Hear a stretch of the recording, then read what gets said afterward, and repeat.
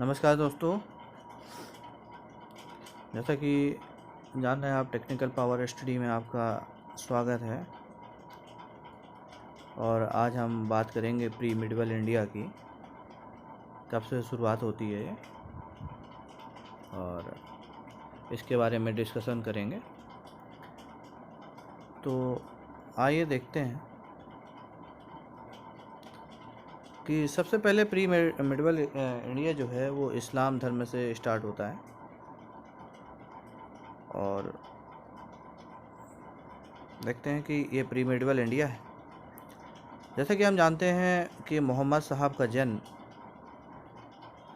570 ईसा पूर्व में हुआ था और 610 ईसा पूर्व में इन्हें हीरा गुफा पे महाज्ञान की प्राप्ति हुई थी। ठीक है, महाज्ञान की प्राप्ति इन्हें हुई। इस्लाम धर्म की उत्पत्ति जो मानी जाती है वो 7th सेंचुरी में मानी जाती है, 7वीं शताब्दी में मानी जाती है। और इस्लाम धर्म से पहले दो धर्म चल रहे थे। एक का नाम था यहूदी धर्म और दूसरे का नाम था ईसाई धर्म। ठीक, एक यहूदी हुआ करता था और एक ईसाई धर्म हुआ करता था। इस्लाम की उत्पत्ति हो जाने के बाद इन धर्मों को अपनी चिंता हुई, अपने डिक्लाइन के बारे में चिंता हुई। तो क्या हुआ कि जब इन धर्मों के बारे में ये हुआ तो इनके बीच में एक विवाद हुआ। और विवाद की वजह से जो मोहम्मद साहब थे, मोहम्मद साहब जिन्हें इस्लाम धर्म का पैगंबर माना जाता है, तो मोहम्मद साहब जब ये बात छिड़ी, ये युद्ध की स्थिति आई, तो मोहम्मद साहब 622 ईस्वी में मक्का छोड़ करके मदीना चले गए।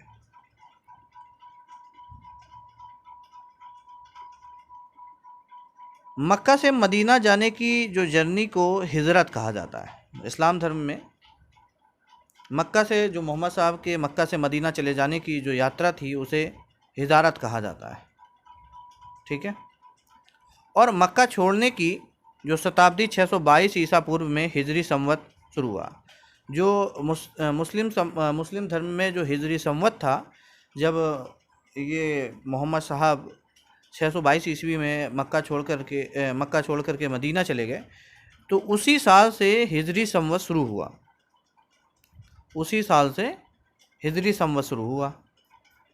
तो हिजरी संवत की जो शुरुआत मानी जाती है वो 622 ईसा पूर्व से मानी जाती है। ठीक है, हिंदू कैलेंडर है उसे विक्रम संवत के नाम से जाना जाता है, जिसे जो 57 ईसा पूर्व में शुरू हुआ था। और वहीं अगर हम बात करें कि राष्ट्रीय संवत शक संवत होता है, जिसकी शुरुआत 78 एडी में ईसा पूर्व में शुरू हुई थी। मोहम्मद साहब का जो इंतकाल हुआ था तो वो 632 ईसा पूर्व में मदीना में हुआ। कहाँ हुआ? मदीना में। और कब हुआ? 632 ईसा पूर्व में। 632 ईसा पूर्व में इनका इंतकाल हो जाता है। अब इसके बाद जब मोहम्मद साहब का इंतकाल हो गया तो इसके बाद इनके उत्तराधिकारी के दावेदार तैयार होने लगे। तो मोहम्मद साहब का उत्तराधिकारी दमाद थे, पहले शिष्य भी थे, अली थे। तो उन्हीं को उत्तराधिकारी बनना था, लेकिन अली को वहाँ की जो अरब समुदाय के जो लोग थे उन्होंने अली को उत्तराधिकारी ना बना करके अबू बकर को उत्तराधिकारी बना दिया, जो मोहम्मद साहब का ससुर भी था। ठीक है, जो मोहम्मद साहब का ससुर भी था। आगे हम बात करें कि इस्लाम धर्म में मोहम्मद साहब के उत्तराधिकारियों को खलीफा कहा जाता है। जो इस्लाम धर्म है, जो मोहम्मद साहब के आगे जो उत्तराधिकारी बने तो उन्हें खलीफा कहा गया। खलीफा एक पोस्ट होती है जिसे खलीफा कहा गया। जब मोहम्मद साहब का इंतकाल हुआ और 40 साल बीत चुके थे, तो 40 साल के भीतर ही अरब में मोहम्मद साहब के 4 उत्तराधिकारी बन चुके थे।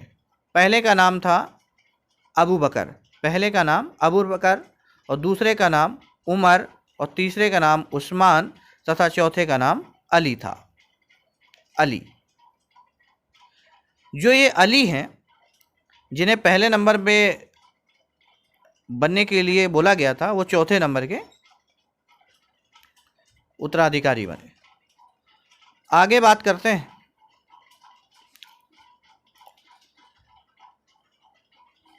जब अली खलीफा बने तो ये मामला विवादित हो गया। क्यों हो गया?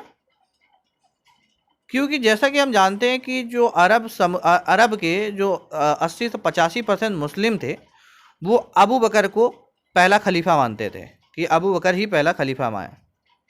वो उस पक्ष में थे कि जो 80 से 85% जो पॉपुलेशन थी अरब की, मुस्लिम समुदाय की, तो वो ये मानने के लिए पक्ष में थी कि जो अबू बकर हैं वो पहले इस्लाम धर्म के और या मोहम्मद साहब के पहले उत्तराधिकारी हैं।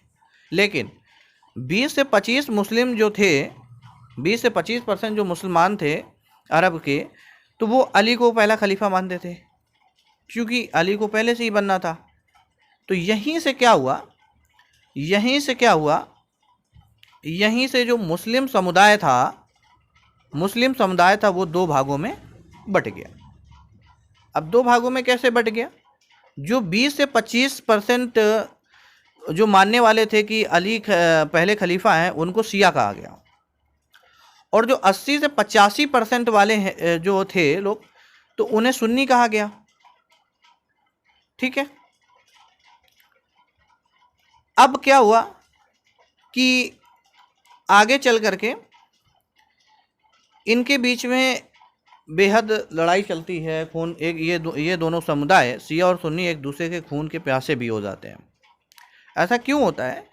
क्योंकि जो ये खलीफा पद था वो चला गया था ईरान। वो अरब से उठ करके कहाँ चला गया? ईरान की तरफ चल गया था। ईरान में एक जगह है, ईरान में एक जगह है, ठीक है। तो ये पद वहाँ पर बगदाद की तरफ चला गया था। जैसा कि हम जानते हैं कि एक बार क्या हुआ कि जो एक बगदाद का एक बादशाह हुआ करता था, तो जो अली के बेटे थे हुसैन, तो उनको बुलाया मिलने के लिए और धोखे से उनकी हत्या कर दी। ठीक है। तो वही कहानी है कि 680 ईसा पूर्व में करबला का युद्ध हुआ, जिसमें से बगदाद के खलीफा, जो बगदाद का शासक था, खलीफा था, ने अली के बेटे हुसैन को मार दिया था। और जब मार दिया तो तभी से शिया और सुन्नी समुदाय के लोग हैं, ये एक दूसरे, जो सुन्नी समुदाय था वो शिया समुदाय का खून का प्यासा हो गया। क्यों हो गया? क्योंकि सुन्नियों का मानना था कि इन्होंने पहले मना किया था कि आप हुसैन को आप वहाँ पर मत भेजें। अगर नहीं भेजा होता तो उनकी शायद हत्या ना हुई होती, जिसका पछतावा इसी के याद पे मुहर्रम मनाया जाता है, और जिसकी याद पे शिया समुदाय के लोग उस दिन पे शोक मनाते हैं कि काश ऐसा ना किया होता तो उस दिन हुसैन की शहादत ना हुई होती। इसी के बीच से, शिया और सुन्नी के समुदाय के बीच से एक नया समुदाय उभर के आता है, जिसे हम कहते हैं सूफी समुदाय। सूफी समुदाय के लोग केवल अल्लाह पर विश्वास करते थे। वो खलीफा पद पे इतना विश्वास नहीं रखते थे। वो उनका मानना था कि अल्लाह सिर्फ एक है और वो उसी पे विश्वास रखते थे। ठीक है। अल्लाह की इबादत करने का तरीका जो सूफियों का था वो था सूफी म्यूज़िक। उनका मानना था कि सूफी म्यूज़िक बजा करके, जैसे कव्वाली वगैरह बजा करके, अल्लाह की इबादत की जा सकती है। इसके बाद क्या होता है, भारत में सबसे पहला मुस्लिम सफल आक्रमण होता है। भारत में अब ये कैसे हुआ, क्यों हुआ, आगे बताएंगे कि भारत में सबसे पहला सफल मुस्लिम आक्रमण होता है, वो भी किसके द्वारा, अरब द्वारा, मोहम्मद बिन कासिम ने किया। अरब का एक सेनापति हुआ करता था मोहम्मद बिन कासिम, उसने किया था। ठीक है, आगे चलते हैं।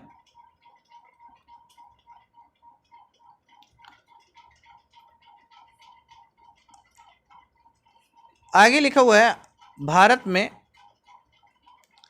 अरबों का आक्रमण। भारत में अरबों का आक्रमण, तो जो मोहम्मद बिन कासिम था, मोहम्मद बिन कासिम जिसका टाइम पीरियड था 712 ईस्वी से 714 ईस्वी तक, ये भारत में प्रथम मुस्लिम आक्रमणकारी था जो एकदम सफलकारी था, आक्रमण करने में सफलकारी था। ठीक है, मोहम्मद बिन कासिम के समय 661 ईसा पूर्व से 750 ईसा पूर्व में खलीफा पद दमिश्क, सीरिया की राजधानी पहुंच गया था। सीरिया की राजधानी पहुंच गया था। सारा का सारा अधिकार उस समय उमैयद खलीफाओं के पास हुआ करता था। जो दमिश्क सीरिया की राजधानी है, वहाँ के जो खलीफा होते थे उन्हें उमैयद खलीफा कहा जाता था। और दमिश्क में एक वंश था, उमैयद खलीफा मतलब एक दमिश्क में एक वंश चला करता था जिसे हम उमैयद खलीफा कहा करते थे। तो जो खलीफा का पद था वो सीरिया की राजधानी दमिश्क में चला गया था। फिर आगे आइए, आगे ये कह रहा है कि मोहम्मद बिन कासिम अरब के एक शासक अल हज्जाज का सेनापति हुआ करता था। जैसे कि मैंने बताया कि जो मोहम्मद बिन कासिम है वो अल हज्जाज का सेनापति हुआ करता था। तो उस समय भारत की सीमा सिंध पंजाब से लगा करती थी, जो अब वर्तमान में पाकिस्तान में है। सिंध का वो हिस्सा जो पंजाब का जो पाकिस्तान में है। सिंध की राजधानी देवल में एक देवल बंदरगाह हुआ करता था। उस समय बंदरगाह हुआ करता था और वहीं का राजा एक हुआ करता था ब्राह्मण वंश का। ब्राह्मण वंश का एक राजा हुआ करता था जिसका नाम दाहिर था। जिसका नाम दाहिर था। तो वहाँ पर एक राजा राज किया करता था। तो ये अरब समुदाय के जो लोग थे, अरब के जो खलीफा थे, जो अरब का शासक अल हज्जाज था, तो वो इसी बंदरगाह से आगे व्यापार किया करता था।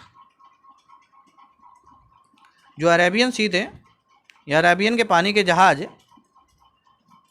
या व्यापारी जहाज़ जो हुआ करते थे वो देवल बंदरगाह से होकर के जाया करते थे।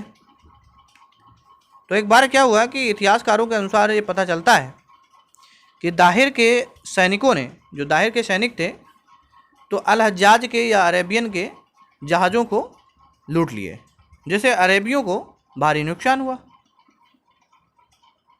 और जब भारी नुकसान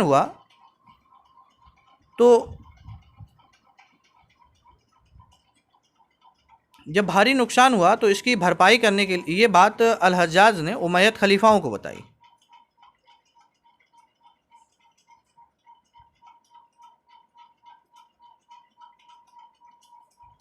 तो जब उमैयद खलीफाओं को बताई तो अरेबियन थे वो तो भड़क गए कि भाई भारी नुकसान हो चुका है, किया क्या जाए। तो इसके बाद क्या होता है कि अल हज्जाज ने अपने एक दूत के जरिए से एक संदेश भिजवाता है उमैयद खलीफाओं को कि भाई ऐसा ऐसा हो गया है कि एक दाहिर नाम का राजा है देवल पे, सिंध पे, उसने मेरे जहाज़ लूट लिए हैं और भारी नुकसान हो गया है। तो उमैयद खलीफाओं ने दाहिर से भरपाई करने को कहा, जिसमें दाहिर मना, दाहिर ने मना कर दिया साफ साफ कि भैया हम तो नहीं कर पाएंगे।